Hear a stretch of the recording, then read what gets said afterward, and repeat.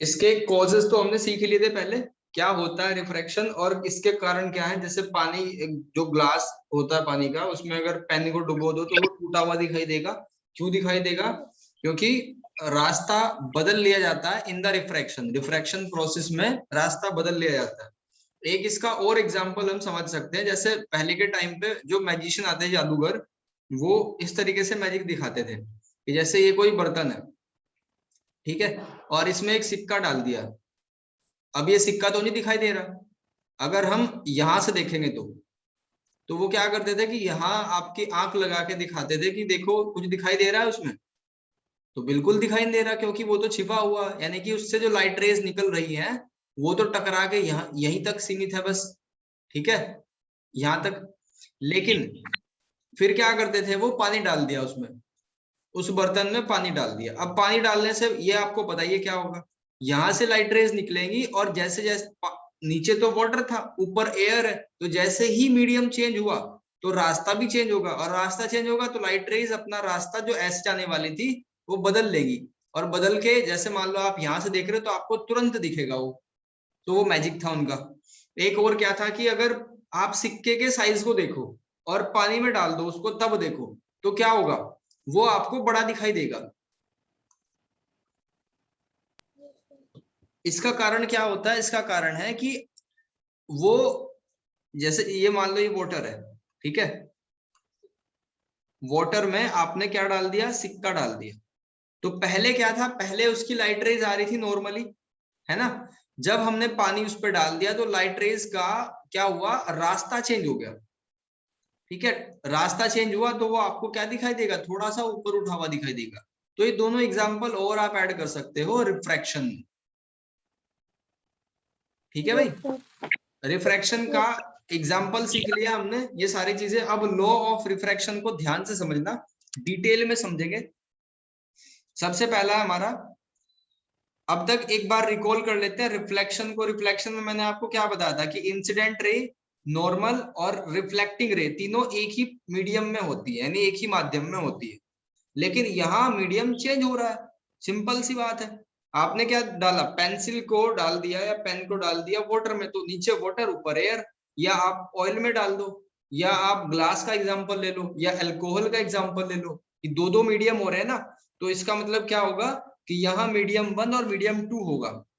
ठीक है, जैसे कि आपको साइड में ये फिगर जो मैंने ऐड करी है इसमें दिख भी रहा होगा कि लाइट रेज यहां से आई, ये आपका कोई मीडियम था।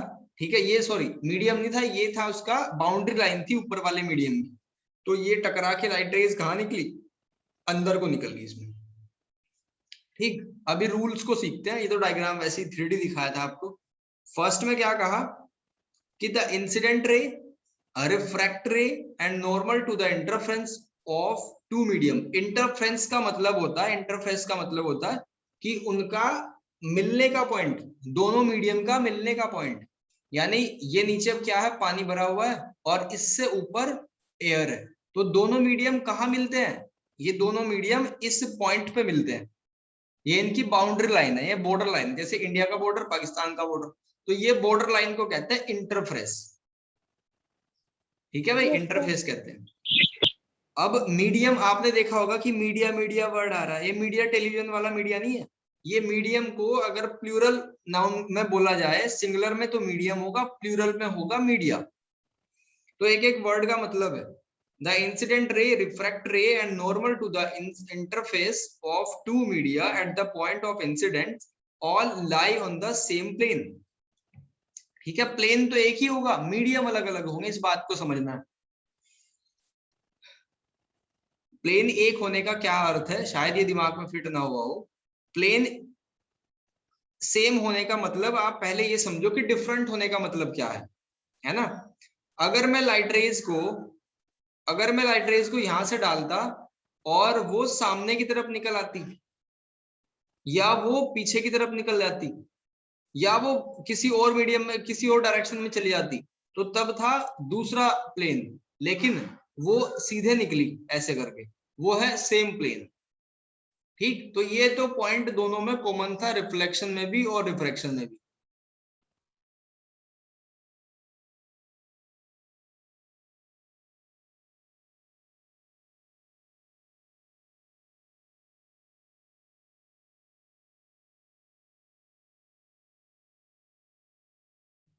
देखो इसके बाद rule number 2, the ratio of sine of angle of incidence to the sine of angle of refraction is constant. मतलब क्या हुआ कि आपको ये तो पता चल गया कि क्या होता है रिफ्रैक्शन, ये नॉर्मल है। इस पॉइंट पे हमने एक लाइट रे डाली, आपने एंगल को भी देख लिया, 30 डिग्री एंगल है। अब ये कहा इसकी वैल्यू कितनी है, मतलब इस 30 डिग्री एंगल की वैल्यू कितनी है। Sine cos tan cot sec cot sec cosec ये सारे तो पढ़ लिए ना, इसकी साइन की वैल्यू कितनी है, तो साइन 30 तो 1/2 देगा। ठीक, तो इसने कहा कि जो साइन की वैल्यू है उस एंगल की, रिफ्रैक्शन वाले की और इंसिडेंट वाले की, दोनों बराबर होंगी, सॉरी दोनों कांस्टेंट होंगी, उनका रेशियो कांस्टेंट होगा, जो कि नेक्स्ट वाली लाइन में देख के क्लियर हो जाएगा कि आई का साइन की वैल्यू आर की साइन की वैल्यू, दोनों का रेशियो कांस्टेंट होगा हमेशा। एक फिगर के थ्रू समझाता हूं। देखो मान लो ये सरफेस है, ये एंगल ऑफ इंसिडेंस आया, ये नॉर्मल है, ये एंगल θ1 सपोज, और ये एंगल है θ2। तो क्या होगा रूल के अकॉर्डिंग, साइन θ1 अपॉन साइन θ2। फिर एक दूसरी लाइट रे मान लो, ठीक है, ये मान लिया हमने θ2 और ये θ3, या इसको 3 और 4 ले लो, तो इनका भी रेशियो वही रहेगा, यानी इसको कहते हैं स्नेल्स लो। तो स्नेल्स अंकल ने बताया था कि साइन θ3 और साइन θ4 इनका रेशियो बराबर रहेगा, यानी जितने भी इंसिडेंट और रिफ्रैक्ट एंगल है इन सभी का रेशियो बराबर होता है। ठीक है भाई, ये था दूसरा नियम रिफ्रैक्शन का। बात समझ आ रही है? Yes sir. अब तीसरा रूल क्या है इसका, तीसरा रूल है, इसने कहा कि पहला जो मीडियम है हमारा, ये फिगर में देखो, इस फिगर में देखो पहला मीडियम क्या है, ये ऊपर ये वाला, और दूसरा मीडियम है नीचे। तो पहले मीडियम में लाइट कितने स्पीड से जाती है, उसकी स्पीड को v1 मान लिया, दूसरे में कितनी स्पीड से जाती है उसको v2 मान लिया। तो v1 और इंसिडेंट एंगल का रेशियो, यानी इस वाले एंगल का रेशियो और इस स्पीड का ratio equals to v2 upon angle of refraction का रेशियो, बराबर रहेंगे हमेशा। ठीक है भाई, ये इसका कोई लॉजिक नहीं है, सिर्फ ये स्नेल्स ने अपने जो एक्सपेरिमेंट करे उसके बेस पे बताया।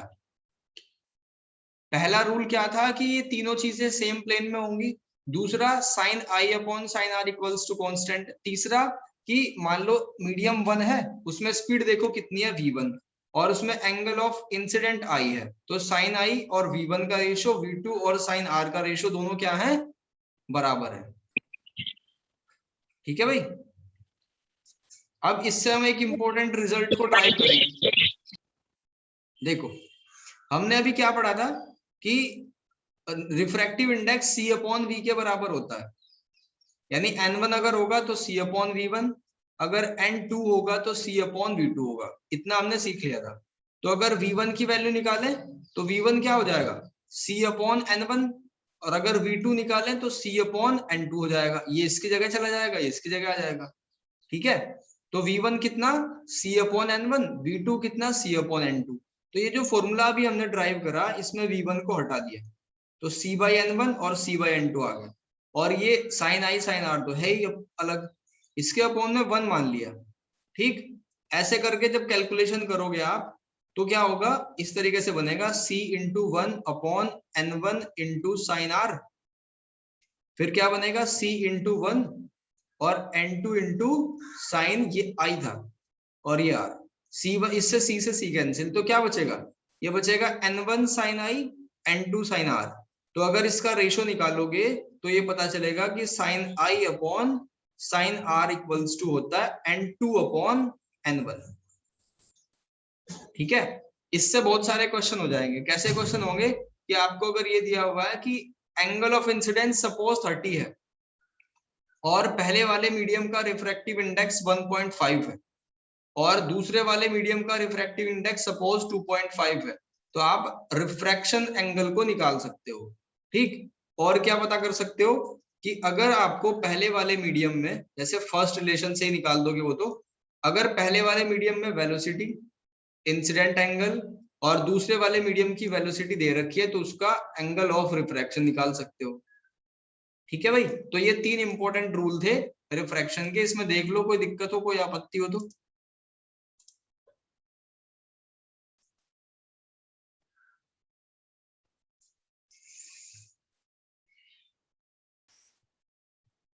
सही समझ आ रहा है भाई यहां तक Harleen?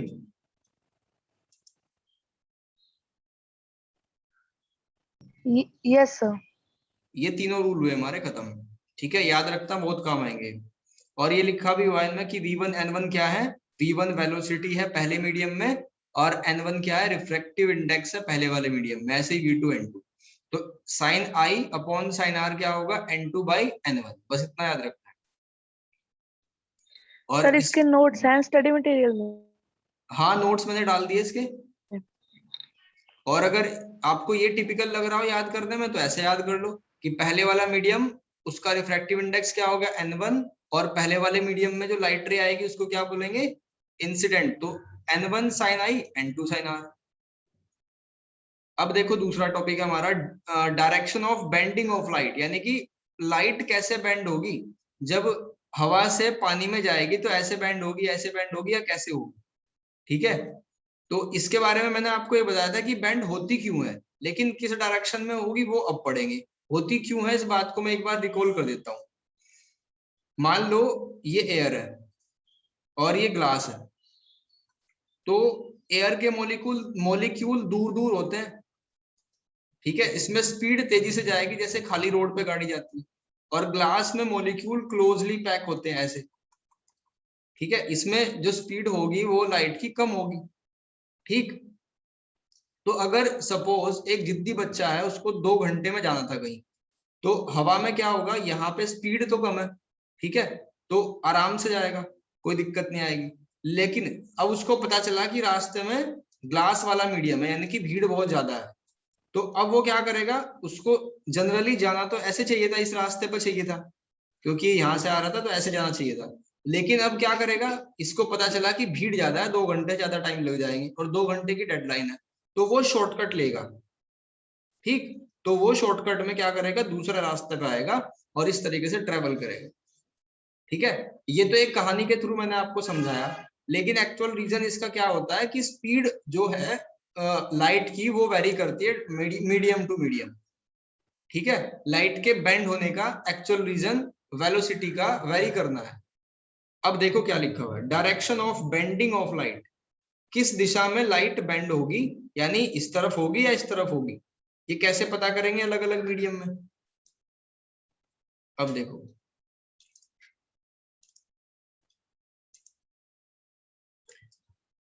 in going from one medium to another medium, a ray of light is refracted in the ray change its path from the original path, or any or the ray of light bend।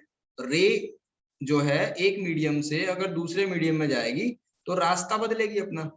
ठीक है, किस तरफ बदलेगी वो आगे सीखेंगे। The direction in which the ray bend can reduced from Snell's law. देखो Snell's law हमने क्या पढ़ा था, ये स्नेल्स लॉ हेल्प करेगा हमारी बताने में कि लाइट किस तरफ को बेंड होगी, ये बहुत ज्यादा इसमें यूजफुल होगा। ठीक है, यही तो था Snell's law, sine I upon sine are equals to N2 by N1। ठीक है, रूल नंबर 3 हमने रिफ्रैक्शन का पढ़ा था, तो अब यही सारा पिक्चर क्लियर कर देगा। क्या कहा, the direction in which the ray bend can reduce from Snell's law, यानी स्नेल्स लॉ की हेल्प से।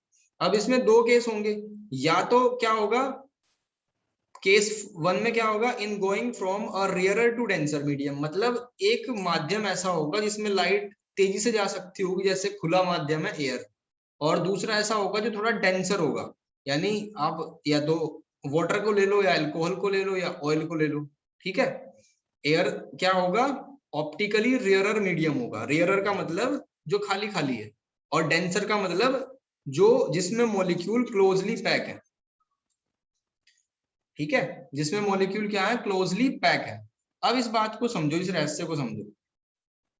मीडियम 1 से लाइट रे आती है, ठीक है, मीडियम 1 से लाइट रे आती है एंगल ऑफ इंसिडेंस पे। अब क्या होगा, जब लाइट रे दूसरे मीडियम में गई तो एंगल ऑफ रिफ्रैक्शन क्या है, आर। हमने पहले वाले मीडियम को बच्चों मान लिया रेयरर और दूसरे वाले मीडियम को मान लिया डेंसर। ठीक है, पहले केस पे ध्यान देना। अभी तो मैंने क्या सिखा रखा आपको कि refractive index c upon v के बराबर होता है। अगर वेलोसिटी किसी पर्टिकुलर मीडियम में ज्यादा होगी, यानी कि गाड़ी को आप तेजी से भगा सकते हो, तो उसका रिफ्रैक्टिव इंडेक्स हो जाएगा कम, क्योंकि इनवर्सली प्रोपोर्शनल है, वो उल्टा है स्पीड। ठीक है, अगर कोई मीडियम ऐसा है जिसमें आप तेजी से नहीं भगा सकते हो, यानी कि v की वैल्यू कम है, तो n की वैल्यू ज्यादा होगी, और v की वैल्यू ज्यादा है तो n की वैल्यू कम होगी, तो एक दूसरे के उल्टे होते हैं। तो हम यहाँ क्या कंडीशन फेस कर रहे हैं, डेंसर मीडियम है, एक रेयरर मीडियम है। तो बताओ मुझे कि डेंसर मीडियम का रिफ्रैक्टिव इंडेक्स ज्यादा होना चाहिए या रेयरर मीडियम का ज्यादा होना चाहिए?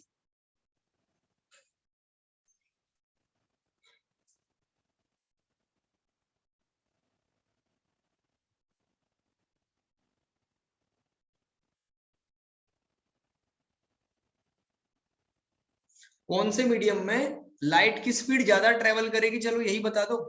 रेयरर में ज्यादा करेगी या डेंसर में?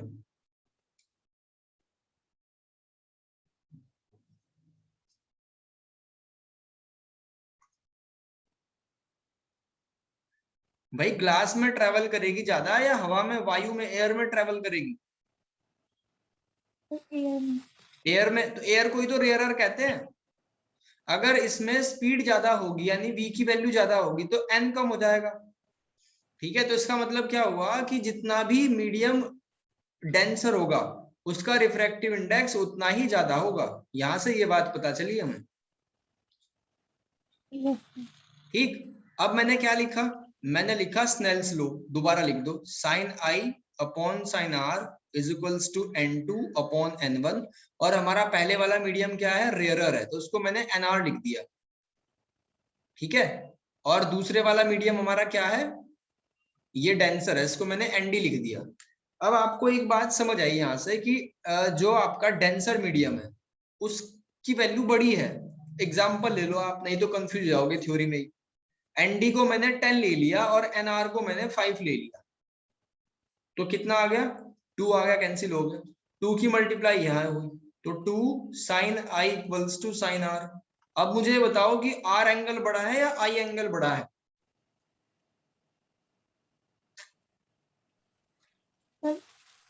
आई। आई कैसे बड़ा होगा देवी? आर। आर बड़ा है ना। आप इसको ऐसे समझ लो, अगर ऐसे कंफ्यूजन होता हो तो, अगर आई की जगह 5 रखो तो 5 की 2 में मल्टीप्लाई होके 10 बनेगा ना, वो आर की वैल्यू आएगी। ठीक है, या वैसे समझ लो कि जो साइन आई है बेचारा, वो डबल होने के बाद साइन आर के बराबर आ रहा है, तो किसकी वैल्यू बड़ी हुई, आर की वैल्यू बड़ी होगी ना। तो यहां से क्या पता चला कि आर एंगल बड़ा होगा किससे, आई से। जब आर बड़ा होगा आई से, तो ये बताओ लाइट रे किस तरफ जाएगी? लाइट रे ऐसे ही तो जाएगी ना, इस तरफ। ठीक, और अगर आर छोटा होता तो लाइट रे किस तरफ जाती, वो इस तरफ जाती, जैसा कि दूसरे वाले केस में पढ़ेंगे हम। ठीक है भाई, मैं एक बार आपको दिखा देता हूँ थ्योरी में क्या लिखा हुआ है। मैंने लिखा कि एन डी बड़ा है एन आर से। ठीक, और साइन आई अपॉन साइन आर किसके बराबर होता है, N D upon N R, यानी N two upon N one. जब एन डी को मैंने 10 मान लिया, एन आर को मैंने 2 मान लिया, तो 5 आ गया। तो sine i equals to 5 sine r के बराबर, ऊपर मैंने उल्टा लिख दिया होगा शायद, हाँ ये एन आर लिखा हुआ है मैंने ऊपर। ठीक है, तो इसको ठीक कर लेना, अभी तो आपने नोट नहीं करा होगा। ठीक, देखो ऊपर क्या होगा, n D upon N r होगा, यानी दूसरा मीडियम अपॉन पहले मीडियम का रिफ्रैक्टिव इंडेक्स, तो 10/2 होगा तो 5 आ जाएगा, यानी साइन आई जो है वो 5 गुना होगा साइन आर से। तो यहाँ क्या पता चला कि साइन आई बड़ा होगा आर से। तो इसका मतलब ये समझो कि मान लो अगर आपने 40 डिग्री पे इंसिडेंट एंगल, इंसिडेंट रे डाली, तो ये होगा कम, 20 या 30 होगा। ठीक है, अब दूसरा एग्जांपल समझो। अब लाइट रे हमने डेंसर मीडियम से रेयरर मीडियम में डाल दी, ठीक। तो क्या होगा इस बात को समझना। स्नेल्स लॉ क्या था, sine I upon sine r is equals to N2 दूसरा मीडियम अपॉन पहला। तो पहला मीडियम हमारा क्या है, ND है इस बार, और दूसरा मीडियम हमारा NR है, ठीक है। लेकिन ND की वैल्यू हमेशा बड़ी होती है, ND की वैल्यू हमेशा बड़ी होती है, तो हमने उसको 10 ले लिया, इसको 5 ले लिया, तो वो हो गया ट्वाइस 2/1। अब मल्टीप्लाई करो तो क्या निकलेगा,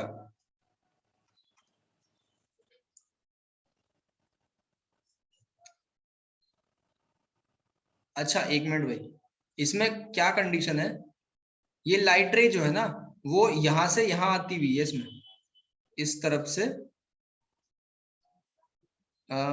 एक सेकंड, कुछ थोड़ा सा चेंज करना पड़ेगा। पहले वाला तो हमारा क्लियर हो गया कि जब भी यहां से ये हमारी एयर थी सपोज, ठीक है, इसको एयर ले रखा था, ये रेयर था, इससे डेंसर में जाएगा तो ठीक है, ये तो क्लियर है, ओके।